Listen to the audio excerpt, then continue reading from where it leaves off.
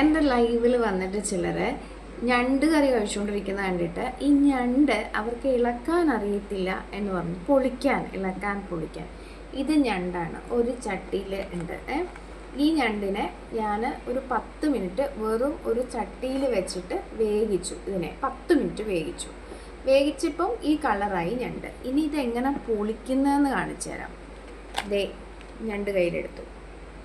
Okay, ഇതിനെ പൊളിച്ചു, ഇതിങ്ങനെ പൊളിച്ചു, ഇതിങ്ങനെ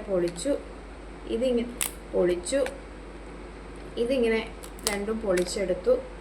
ഇതിൻ്റെ ഒരു ഇതും പൊളിച്ചെടുത്തു.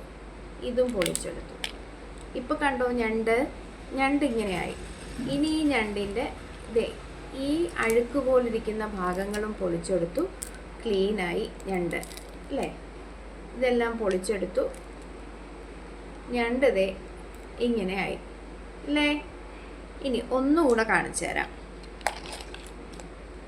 ഇത് വേവിച്ച ഞണ്ട് 10 മിനിറ്റ് പുഴുങ്ങി വെറുതെ ചട്ടിയിൽ വെച്ചിട്ട് എടുത്ത ഞണ്ടാണ്. ഇതിൻ്റെ കാല് ഇളക്കി 1 2 കണ്ടോ ഹൗ ഈസി. ഇത് വേവിച്ച് കളയുമ്പോൾ കുറച്ച് കഴിയുമ്പോൾ കുറച്ചുകൂടി ഈസി ആകും ഇത് ഇളക്കിയെടുക്കാൻ.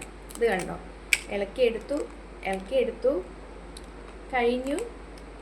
10 മിനിറ്റ് ഒരു ചീനച്ചട്ടിയിൽ വെള്ളമൊന്നും ഒഴിക്കാതെ വെച്ച് വേവിച്ചാൽ മതി. ഇതിനകത്തുള്ള വാട്ടർ ഇളകിയിട്ട് താഴോട്ട് പോകുന്നുള്ളൂ. വെള്ളം വെക്കേണ്ട ആവശ്യമില്ല, അല്ലെങ്കിൽ ഞണ്ടിനകത്ത് വെള്ളം കയറും. കണ്ടോ, ഇതെല്ലാം ഒരുവിധം അഴുക്കെല്ലാം എടുത്തു ഞണ്ട്.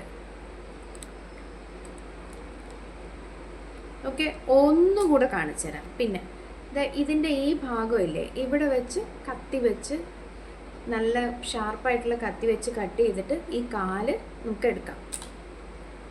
ഇനി ഒരെണ്ണം കൂടെ കാണിച്ചു തരാം. ഇതാണ്ടോ, ഇത് ഷാർപ്പായൊരു കാലാണ്. ഇതിപ്പോൾ വേവിച്ചതല്ലേ, ഇതിനകത്ത് ഇങ്ങനെ അതിൻ്റെ ചതയുണ്ടാവും. ഈ ഭാഗം കട്ട് ചെയ്തിട്ട് എടുക്കാം. ഒരെണ്ണം കൂടെ കാണിച്ചു തരാം. ഇതാണ് ഞണ്ട്. കണ്ടല്ലോ, ഞണ്ട് കണ്ടു. ഇതിൻ്റെ കാലിങ്ങനെ ഊരിയെടുത്തു. ഇതെല്ലാം ഇങ്ങനെ പൊളിച്ചെടുത്തു.